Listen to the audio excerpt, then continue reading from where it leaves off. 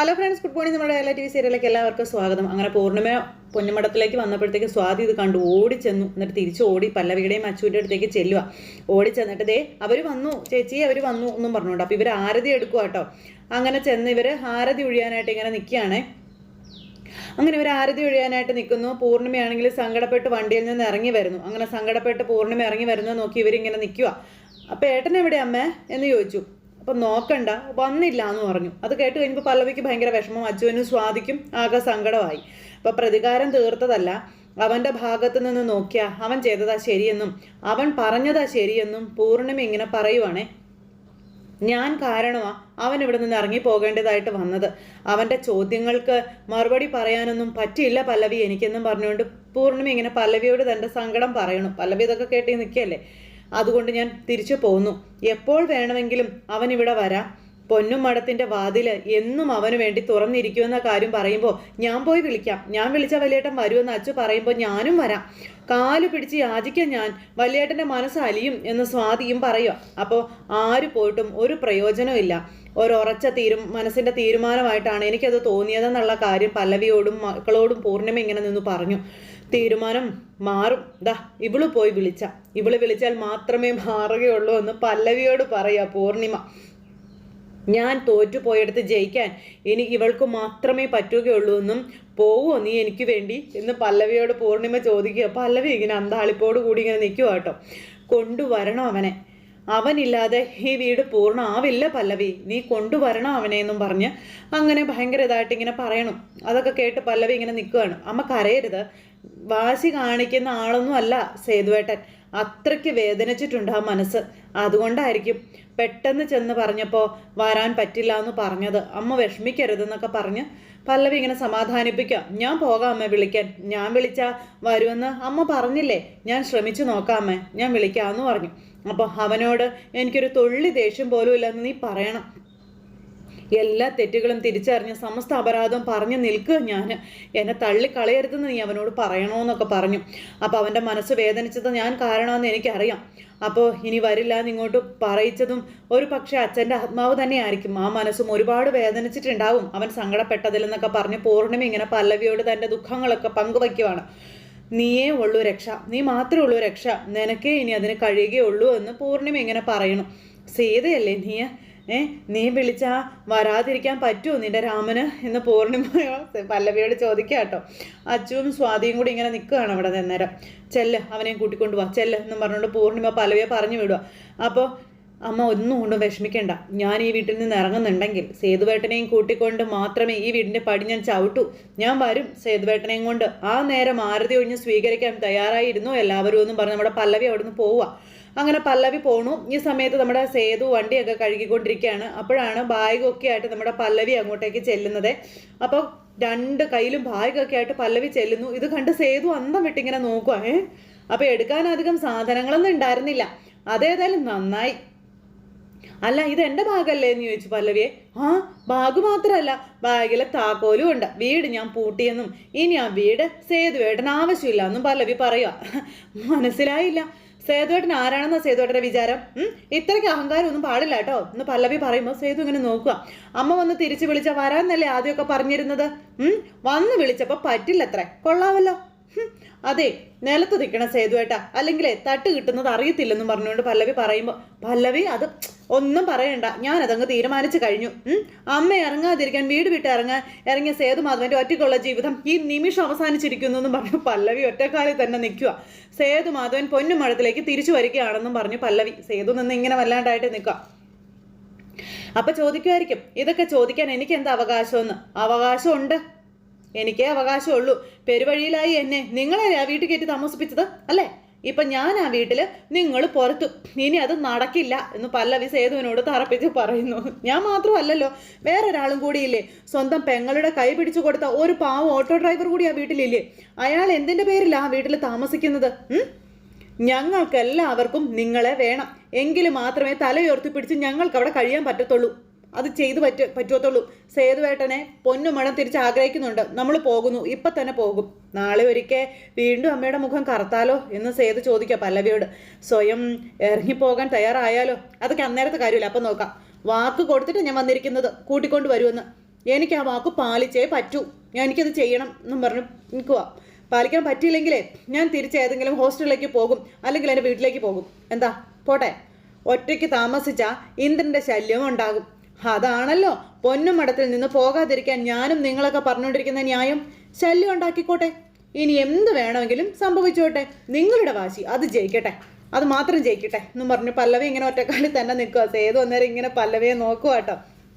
സേതു മനസ്സ് മാറുന്നുണ്ടോ എന്ന് പല്ലവി ഇങ്ങനെ ഓട്ടക്കണ്ണിട്ട് നോക്കുന്നുണ്ട്. അപ്പോൾ സേതു ഇങ്ങനെ പല്ലവിയെ തന്നെ നോക്കി നിൽക്കുക. പല്ലവി ഇങ്ങനെ ഒന്നും അല്ലാത്ത പോലെ തലയൊക്കെ തിരിച്ച് പിടിച്ച് ഇങ്ങനെ നിൽക്കുക. അപ്പോൾ വെക്കടി ബാഗ് എന്ന് പറഞ്ഞ് പേടിച്ചപ്പോൾ എടീന്നോ ടീച്ചറാ ഞാൻ, ടീച്ചർ റെസ്പെക്റ്റ് വേണം, റെസ്പെക്റ്റ്. എനിക്ക് റെസ്പെക്റ്റ് ഇച്ചിരി കുറവാ, എങ്കിലും നീ എന്നെ പഠിപ്പിച്ചിട്ടൊന്നും ഇല്ലല്ലോ എന്ന് പറഞ്ഞ പല്ലവിയോട് സേതു ദേഷ്യപ്പെട്ടു. പഠിപ്പിച്ചവരെ പോലും ഞാൻ ടീച്ചറെ എന്ന് വിളിച്ചിട്ടില്ല, അപ്പോഴാ അധികാരം എടുക്കുന്നതെന്നും പറഞ്ഞുകൊണ്ട് നമ്മുടെ സേതു ദേഷ്യപ്പെടുക. അതൊക്കെ ഈ കഴുത്തിൽ ഞാൻ കെട്ടിയ താലി കയറിയതിന് ശേഷം മതിയെന്ന് നമ്മുടെ സേതു പല്ലവിയോട് പറഞ്ഞു. അതിനു മുൻപ് ഇങ്ങനെയൊക്കെ സംസാരിച്ചാലുണ്ടല്ലോ അപ്പൊ എന്ത് ചെയ്യുമെന്ന് ചോദിച്ചു പല്ലവി. അപ്പൊ കൈ രണ്ടും ഇങ്ങനെ പിടിച്ചിട്ടെന്ന് പറഞ്ഞു പല്ലവി കെട്ടിപ്പിടിക്കാം, വലിച്ചടുപ്പിച്ച് ദേ ഞാനൊരു ഉമ്മ തരുമെന്ന് പറയുമ്പോൾ അയ്യോ അക്രമമൊന്നും കാണിക്കരുത്, പബ്ലിക് പ്ലേസാ, നാറും എന്ന് പല്ലവി പറഞ്ഞു. അയ്യോ നാറിക്കോട്ടെ, എനിക്ക് കുഴപ്പമൊന്നുമില്ല, സേതു മാധവന് നാറിയാലും പ്രശ്നമൊന്നുമില്ല എന്ന് സേതു പല്ലവിയോട് പറഞ്ഞു. അങ്ങനെ പല്ലവിയെ ചേർത്ത് പിടിച്ചിട്ട് ഉമ്മ അറിയാഞ്ഞിട്ടോ കഴിയാത്തത് കൊണ്ടോ ഒന്നും അല്ല, കുറച്ച് സംസ്കാരം ഉണ്ടായിപ്പോയി, അതുകൊണ്ടാണെന്ന് സേതു പറയാം. അപ്പം വീട് സേതു ഏട്ടാ, വിടാൻ പറഞ്ഞു പല്ലവി. അപ്പോഴത്തേക്ക് സേതു പല്ലവിയെ വിട്ടു. അപ്പം ഇഷ്ടപ്പെട്ടോ എൻ്റെ പെർഫോമൻസ് എന്ന് സേതു ചോദിച്ചപ്പോൾ ശരിക്കും എന്ന് പല്ലവി. ആണോ എന്നും പറഞ്ഞ് നിൽക്കുക കേട്ടോ രണ്ടുപേരും. ആ സമയം ദേ കൂടെ വരാൻ ഞാൻ, അല്ലെങ്കിലും അമ്മയെ വേദനിപ്പിച്ച് വിട്ടപ്പോൾ എന്തൊരു വിങ്ങലായിരുന്നു ഉള്ളിലെന്ന് അറിയാവോ എന്നിങ്ങനെ ചോദിച്ചു. അപ്പോൾ ആരെങ്കിലും ഒന്ന് വന്ന് വിളിച്ചിരുന്നതെങ്കിൽ ഞാനൊന്ന് ആലോചിക്കുകയായിരുന്നു. തക്ക സമയത്ത് തന്നെ പല്ലവി വരികയും ചെയ്തു എന്നുള്ള കാര്യവും പറഞ്ഞു. അങ്ങനെ അതും പറഞ്ഞിങ്ങനെ നിൽക്കുമ്പോൾ ഞാൻ വന്നില്ലായിരുന്നെങ്കിലോ വിളിക്കാൻ, വന്നേനെ, ഞാൻ സ്വയം വന്നേനെ എന്ന് സേതു ഇങ്ങനെ പറയാം. എനിക്ക് ആരെയും സങ്കടപ്പെടുത്താനൊന്നും വയ്യ പല്ലവി, അമ്മ അങ്ങനെ പെട്ടെന്ന് വന്ന് പറഞ്ഞപ്പോഴേ എൻ്റെ ഉള്ളിലെ ആ ഒരു അഭിമാനം, അതാ എന്നെ കൊണ്ട് അങ്ങനെയൊക്കെ പറയിച്ചതെന്നൊക്കെ സേതു പറഞ്ഞപ്പോൾ ഞാൻ വന്ന് പറഞ്ഞപ്പോൾ ആ അഭിമാനമൊക്കെ എങ്ങോട്ട് പോയി എന്ന് പല്ലവി ചോദിച്ചു. അപ്പോഴേക്കും ദേ അത് അങ്ങോട്ട് പോയെന്നും പറഞ്ഞുകൊണ്ട് ഇങ്ങനെ കാണിച്ചു കൊടുക്കുക. എങ്ങോട്ട് പോയെന്ന്? ദേ അങ്ങോട്ട് പോയെന്ന്. അപ്പോഴേക്കും സേതു പല്ലവിയുടെ കവിളിലൊരു ഉമ്മ കൊടുത്തു. പല്ലവി അങ്ങോട്ട് നോക്കി നിന്ന സമയത്തിന് ആ സമയത്ത് അയ്യേന്നും പറഞ്ഞു പല്ലവി ഇങ്ങനെ നിൽക്കുക. പല്ലവിക്ക് ആകെ ചമ്മലും നാണവും ഒക്കെ ആയിപ്പോയി. വേണ്ടാന്ന് വെക്കുമ്പോൾ ചെയ്യിച്ചേ അടങ്ങുമെന്ന് പറഞ്ഞ് എന്ത് ചെയ്യും എന്ന് സേതു പല്ലവിയോട് ചോദിക്കുവാണ്. പല്ലവി ചമ്മ ഇങ്ങനെ നിൽക്കുക. ആ ബാഗ് കയറാൻ പറഞ്ഞു. എന്നും പറഞ്ഞുകൊണ്ട് പല്ലവിയുടെ കയ്യിൽ നിന്ന് ബാഗ് വാങ്ങിച്ചു, വണ്ടിയുടെ പുറകിലെ സീറ്റിലേക്ക് വെച്ചു. പല്ലവിക്കാണെങ്കിൽ ആകെ നാണം കേട്ടോ. അപ്പം ഞാൻ കണ്ടു കേട്ടോ എന്ന് പല്ലവി പറഞ്ഞു. എന്ത്? അല്ല അഭിമാനം. അയ്യേ അഭിമാനം മാത്രമല്ല കേട്ടോ, കരുത്തുമുണ്ട് സ്നേഹവും ഉണ്ടെന്ന് നമ്മുടെ പല്ലവി പറയുമ്പോൾ. ആണോ? വണ്ടി എടുക്ക്, പോകാം, കാത്തിരിക്കും അവിടെ എല്ലാവരും എന്ന് പല്ലവി പറഞ്ഞേ. അത് കേട്ടപ്പം ഒന്നുകൂടി ആയാലോ എന്ന് സേതു ചോദിച്ചു. എന്ത് അഭിമാനം?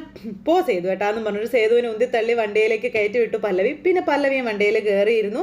എന്നിട്ട് സേതു ഇങ്ങനെ അടുത്തേക്ക് ചെല്ലുമ്പോഴത്തേനും പല്ലവി ഇങ്ങനെ രണ്ട് കവളും പൊത്തിപ്പിടിച്ചിങ്ങനെ നിൽക്കുകയാണ്. എന്നിട്ട് പിന്നെ രണ്ടുപേരും കൂടെ വണ്ടിയിൽ കയറി അവരങ്ങ് പോയിട്ടോ. അങ്ങനെ അവരുടെ പ്രണയ നിമിഷമൊക്കെ കഴിഞ്ഞ് ഇവർ പൊന്നുമടത്തിലേക്ക് ചെല്ലുക. ഈ സമയത്ത് അച്ചു ഋതുകമ്മേടത്തിൻ്റെ മുറിയിലേക്ക് ചെന്നു. നീ എന്താ ഇവിടെ? എന്താ ഇത്ര സന്തോഷം? നിന്റെ ഭർത്താവിന് പുതിയ ഓട്ടോ വാങ്ങിച്ചു തരാമെന്ന് ആരെങ്കിലും സമ്മതിച്ചോ എന്ന് ചോദിക്കുമ്പോൾ കളിയാക്കണ്ട, ഞങ്ങളുടെ മാവ് ഒരു ദിവസം പൂക്കുമെന്ന് അച്ചു ഋതികയോട് പറഞ്ഞു. പൂക്കും എന്ന് പറഞ്ഞു ഇവള്. ഉണ്ടാകുന്ന മാങ്ങ മുഴുവൻ കാക്ക കൊത്തിയതായിരിക്കുന്നേ ഉള്ളൂ. അപ്പം എന്തൊരു ദുഷ്ടയാടി നീ, എല്ലാം കണ്ടുകൊണ്ട് മുകളിൽ ഒരാൾ ഇരിപ്പുണ്ടെന്ന് ഓർത്തോളണം ഋതു. അല്ല നീ എന്തിനാ ഇപ്പം ഇങ്ങോട്ട് വന്നതാ? മുകളിലിരിക്കുന്ന ആളെ താഴെ കൊണ്ടുവരാനാണോ എന്ന് ചോദിച്ചു. അപ്പോൾ ഒരു വിശേഷം പറയാനാ വന്നത്. എന്താ? അപ്പം പോടി അവിടുന്ന്, നിനക്ക് വല്ലതും ഉണ്ടോ? പോടി അവിടുന്ന്. വരുന്നുണ്ട്. ആര് വരുന്നുണ്ടെന്ന്? വല്യേട്ടൻ വരുന്നുണ്ടെന്ന്. പല്ലവി ചേച്ചി ചെന്ന് സംസാരിച്ചപ്പോൾ മഞ്ഞുരുകി. സൂക്ഷിച്ചോ നീ, വല്യേട്ടൻ വന്നാലേ ആദ്യം പിടിക്കാൻ പോകുന്നത് നിന്നെ ആയിരിക്കും. അപ്പം ഞാനെന്താടി വലിയ തെരുവോട്ടിയാണോ പിടിക്കാൻ? സാമ്പത്തിക തിരിമറി നടത്തിയേ പൂർണിമ ടെക്സ്റ്റൈൽസ് കോളം തോണ്ടി വെച്ചിരിക്കുന്നത് ആരാ എന്ന് അച്ചു അന്നേരം ചോദിച്ചു. ഏട്ടനെ അത് സഹിക്കാൻ പറ്റുമോ? നിന്റെ ചെവിക്ക് തന്നെ ഇരിക്കും, ആദ്യം പിടി, നോക്കിക്കോളാൻ പറഞ്ഞു. പിന്നെ പിടിക്കാൻ ഇങ്ങോട്ട് വരട്ടെ അയാൾ. ഞാൻ അച്ഛനും സ്വാതിയൊന്നും അല്ല. എന്നെ ഭരിക്കാൻ ഞാൻ ഒരാളെയും അനുവദിക്കില്ലെന്നും പറഞ്ഞ് അഹങ്കരിക്കുമ്പം ഞങ്ങൾക്ക് എല്ലാവർക്കും അവകാശപ്പെട്ടത് ആ ബിൽഡിംഗ്. ബിസിനസ് നടത്താൻ നിനക്കാണ് മിടുക്കെന്ന് കരുതി നിന്നെ ഏൽപ്പിച്ചെന്നേ ഉള്ളൂ എന്ന കാര്യവും നമ്മുടെ അച്ചു പറഞ്ഞു. നിന്റെ ഭരണ മികവ് കാരണം ജപ്തിയുടെ വക്കീൽ വരെ ആയില്ലേ ആ സ്ഥാപനമെന്ന് അച്ചു ചോദിക്കുമ്പോൾ ബിസിനസ് ആകുമ്പോൾ കയറ്റും ഇറക്കവും ഒക്കെ ഉണ്ടാകും. ഇത് ഇറക്കം മാത്രം ആയിപ്പോയല്ലോ, കയറ്റും ഇല്ലല്ലോ. എന്തായാലും ചോദിക്കാനുള്ളത് വെള്ളിയേട്ടൻ ചോദിച്ചോളും, ഒരുങ്ങി ഇരുന്നോളാൻ പറഞ്ഞിട്ട് നമ്മുടെ അച്ചു അവിടെ നിന്ന് പോണു. അല്ല, അമ്മ ചെന്ന് വിളിച്ചപ്പോൾ വരാത്ത ആളെങ്ങനെയാ അവർ ചെന്ന് വിളിച്ചപ്പോൾ വരുന്നത് എന്ന്? അതപ്പോൾ നമ്മുടെ അമ്മയ്ക്ക് അപമാനമല്ലേ എന്ന് ഋതുക ചോദിച്ചു കേട്ടോ. ഒരപമാനവും ഇല്ല, അമ്മയ്ക്ക് സന്തോഷം മാത്രമേ ഉള്ളൂ. ഇനിയാ നമ്മുടെ വീടൊരു വീടാകാൻ പോകുന്നത്. കുറച്ച് ദിവസം പൊന്നുമടത്തിനൊരു നാഥനുണ്ടായിരുന്നില്ല, ആ ഒരു നഷ്ടം വലിയേട്ടൻ വരുന്നതോടെ മാറിക്കോളൂ എന്ന് പറഞ്ഞ് നമ്മുടെ അച്ചു ഇങ്ങനെ ഇറങ്ങി പോകുമ്പോൾ ഇവളിങ്ങനെ നിന്ന് ആലോചിക്കുക, അയാൾ വന്ന കാര്യങ്ങൾ കൊളാവൂലോ എന്നുള്ളതിൽ. അത് കഴിഞ്ഞ് പിന്നതേ അച്ചുവും സ്വാതിയും സന്തോഷത്തോടെ നിൽക്കുന്നു. പൂർണിമ ഇറങ്ങി വരുമ്പോൾ കാണുന്ന കാഴ്ച സേതു വണ്ടിയുമായിട്ട് വരുന്നതാ. സേതുവിനെ കണ്ടപ്പോഴത്തേക്കും പൂർണിമയ്ക്ക് എന്തെന്നില്ലാത്ത സന്തോഷം. മക്കളുടെ കയ്യിലിരുന്ന ആരതിയൊക്കെ മേടിച്ച് ഇങ്ങനെ മകനെ ഒഴിയാൻ പാകത്തിന് ഇങ്ങനെ നിൽക്കുക. അപ്പോഴത്തേക്ക് അയ്യേന്നും പറഞ്ഞുകൊണ്ട് ഋതുക വരിക. അപ്പോൾ എന്തിനാ ആരതി മാത്രം ആക്കിയത്? നാദസ്വരക്കാരെയും കൂടി വിളിക്കാറുന്നില്ലേ? എന്നിട്ട് അവരുടെ കയ്യിൽ ഒരു നിലവിളക്കും കൂടെ കൊടുത്ത് അകത്തേക്ക് കയറ്റാറുന്നല്ലോ എന്ന് ഋതുക പറഞ്ഞപ്പം അതിനിത് കല്യാണമൊന്നും അല്ലെന്ന് സ്വാതി പറഞ്ഞു. അല്ലേ, കണ്ടപ്പോൾ എനിക്ക് അങ്ങനെയാണ് തോന്നിയത്. ദേ ഇങ്ങനെയുണ്ട് അസൂയ, കഷ്ടം തന്നെയെന്ന് പറഞ്ഞ് സ്വാതി ഇങ്ങനെ ഋതികയോട് പറയാം. അപ്പോഴത്തേക്ക് രണ്ടുപേരെയും ആരതി ഒഴിഞ്ഞ് നമ്മുടെ പൂർണിമ അകത്തേക്ക് കൊണ്ടുവരിക. അപ്പോൾ അമ്മ വന്ന് വിളിച്ചപ്പോൾ ഞാൻ വരാതിരുന്നത് എൻ്റെ അഹങ്കാരമാണെന്ന് അമ്മ ഒരിക്കലും വിചാരിക്കരുതെന്ന് പറഞ്ഞു. ആര് വിളിച്ചാലെന്താ, വന്നില്ലേ, അതാണ് പ്രധാനമെന്ന് പൂർണിമ അന്നേരം സേതുവിനോട് പറയുവാണ്. എനിക്ക് ഒരപേക്ഷ കൂടി അമ്മയോട് പറയാനുണ്ടെന്ന് പറഞ്ഞു.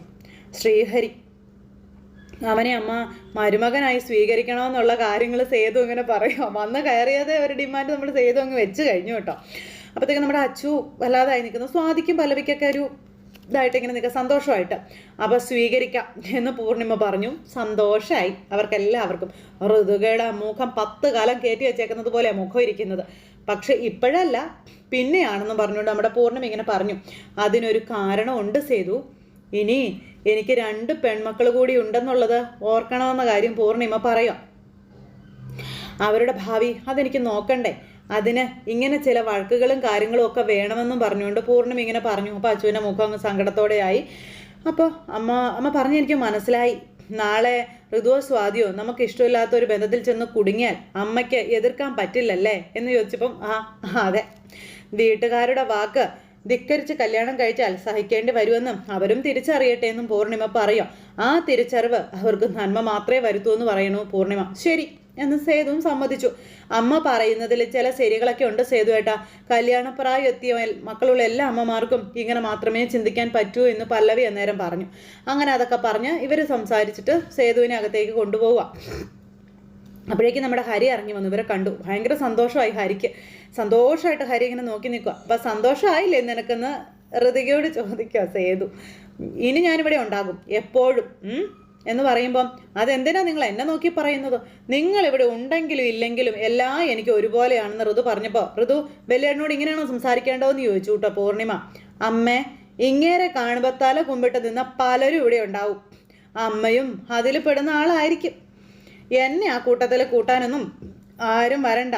ഋതു ഇപ്പോഴും പഴയ ഋതു തന്നെയാണ്. ഞാൻ മാറിയിട്ടില്ല, മാറുകയും ഇല്ല എന്നും പറഞ്ഞ് വലിയ ആളായിരുന്നു എന്ന് സംസാരിക്കുക കേട്ടോ. ഈ പ്രശ്നങ്ങൾ മുഴുവനും ഉണ്ടായത് നീ ഒറ്റ ഒരുത്തി കാരണം, അത് നീ മറന്നു പോകരുതെന്നൊക്കെ പറഞ്ഞുകൊണ്ട് അമ്മ അന്നേരം ആദ്യമായിട്ട് ഋതികയോട് ആ ഒരു കാര്യം അങ്ങ് അവതരിപ്പിച്ചു. അപ്പം അമ്മേ, വഴക്ക് വേണ്ട, വഴക്ക് കാണാനല്ല ഞാൻ തിരിച്ചു വന്നത്. എല്ലാവരും സ്നേഹത്തോടെ കഴിയുന്ന പൊന്നുമടം, അതാണ് എൻ്റെ സ്വപ്നമെന്നൊക്കെ പറഞ്ഞുകൊണ്ട് ഇങ്ങനെ നമ്മുടെ സേതു പറഞ്ഞപ്പോൾ അതെന്തായാലും നടക്കില്ല. ആ സ്വപ്നത്തിന് കൂടെ പിടിക്കാൻ എന്നെ കിട്ടത്തില്ലെന്നുള്ള അഹങ്കാര വർത്തമാനം തന്നെ നമ്മുടെ ഋതികയ്ക്ക്. അപ്പോൾ നീ കൂടെ പിടിക്കും, നീയും മാറും, അതിനൊരു മാറ്റവും ഉണ്ടാവില്ല, നിന്നെ ഞങ്ങൾ മാറ്റിയെടുക്കും എന്നൊക്കെ പറഞ്ഞു. അധിക കാലമൊന്നും നിനക്ക് ഞങ്ങളെ എതിർത്തുകൊണ്ട് ജീവിക്കാൻ പറ്റില്ല ഋതു എന്ന് സേതു പറയുമ്പോൾ അത് ഉറപ്പല്ലേ?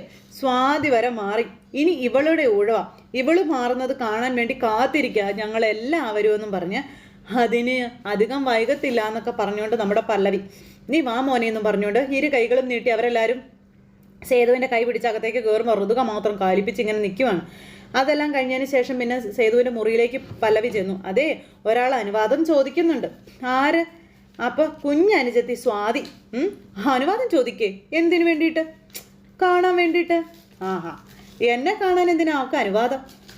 അല്ല, മുന്നിൽ വരാനേ അവൾക്കൊരു മടിയുണ്ടെന്ന് ഇങ്ങനെ പല്ലവി പറഞ്ഞു. അപ്പോഴത്തേക്ക് നമ്മുടെ സേതു സ്വാതി എന്നും പറഞ്ഞ് നീട്ടി വിളിച്ചു. സ്വാതി കയറി വാ മോളെ എന്നും പറഞ്ഞ് വിളിച്ചു. അപ്പോഴത്തേക്ക് അനിയത്തി പതുക്കെ കരഞ്ഞുകൊണ്ട് ഇങ്ങനെ കയറി വരിക. അപ്പം ഞാൻ എന്താ പുറത്തേക്ക് പൊക്കോളാമെന്ന് പല്ലവി പറയുമ്പോൾ താനെന്തിനാ പുറത്തേക്ക് പോകുന്നേ? അല്ല, നിങ്ങൾ ഏട്ടനും അനിയത്തിക്കും സംസാരിക്കാനുണ്ടാവില്ലേ?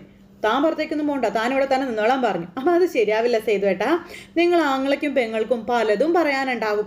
ഞാൻ എന്തിനാ വെറുതെ അതൊക്കെ കേട്ട് ഇവിടെ നിൽക്കുന്നേ? ഞാനേ അടുക്കളയിൽ ചെല്ലട്ടെ, നല്ലൊരു സദ്യ ഒരുക്കുന്നുണ്ട്, അതിൻ്റെ തയ്യാറെടുപ്പുകളിൽ ഞാനും കൂടട്ടെ, എവിടെ വരെ എന്ന് നോക്കട്ടെ എന്നും പറഞ്ഞ് നമ്മുടെ പല്ലവി അവിടെ നിന്ന് അങ്ങോട്ടേക്ക് ഇറങ്ങിപ്പോയി. അങ്ങനെ പല്ലവി അവിടെ നിന്ന് ഇറങ്ങിപ്പോയി കഴിഞ്ഞപ്പോൾ നമ്മുടെ സ്വാതി ഇങ്ങനെ ഏട്ടൻ്റെ നേരെ നോക്കാൻ മടിച്ച് കരഞ്ഞോണ്ട് ഇങ്ങനെ നിൽക്കുക. അപ്പോൾ അനിയത്തി കരയുന്നത് കണ്ടപ്പോൾ എടി നീ എന്തിനാ കരയണേന്ന് സേതു ചോദിച്ചു കേട്ടോ. അയ്യേ മോളെ എന്താ നീ എന്തിനാ കരയണേന്ന് ചോദിക്കുമ്പോൾ കൈ കൂപ്പി സേതു ഏട്ടനെ എനിക്ക് മാപ്പ് തരണമെന്ന് പറഞ്ഞു. ഇനി ഒരിക്കലും ഞാനൊരു തെറ്റും ചെയ്യില്ല എന്നും പറഞ്ഞ് ഇങ്ങനെ കൈ കൂപ്പി കരയുന്ന അനിയത്തിയുടെ മുഖത്ത് നോക്കി. അതൊക്കെ കഴിഞ്ഞു പോയ കാര്യങ്ങളല്ലേ മോളെ, നീ എന്തിനാ അതിനെ പറ്റി വിചാരിച്ചിരിക്കുന്നേ? നിനക്കൊരു കുറുമ്പ് തോന്നി, അത് തെറ്റായിപ്പോയെന്ന് നിനക്ക് തന്നെ തോന്നി ഇല്ലേ? സ്വയം നീ തിരുത്തി. അത് നല്ല കാര്യമല്ലേ? നോക്ക്, അതവിടെ തീർന്നില്ലേ? പിന്നെന്താ? ഇനിയിപ്പോൾ അത് മനസ്സിൽ വെച്ചുകൊണ്ട് നടക്കേണ്ട കാര്യമൊന്നുമില്ല എന്ന് പറയുമ്പോൾ വല്യേട്ടൻ എനിക്ക് ആരായിരുന്നു എന്ന് ഇപ്പോഴേ എനിക്ക് മനസ്സിലാകുന്നത് വല്യേട്ടാന്നും പറഞ്ഞുകൊണ്ട് സ്വാതി കരഞ്ഞു പറയാം. ഇനി വല്യേട്ടൻ ഞങ്ങളെ വിട്ട് എങ്ങും പോകരുതെന്നും പറഞ്ഞു. ഞങ്ങളുടെ സുഖത്തിലും ദുഃഖത്തിലും വല്യേട്ടൻ ഞങ്ങളുടെ കൂടെ തന്നെ ഉണ്ടാകണമെന്ന് പറഞ്ഞു.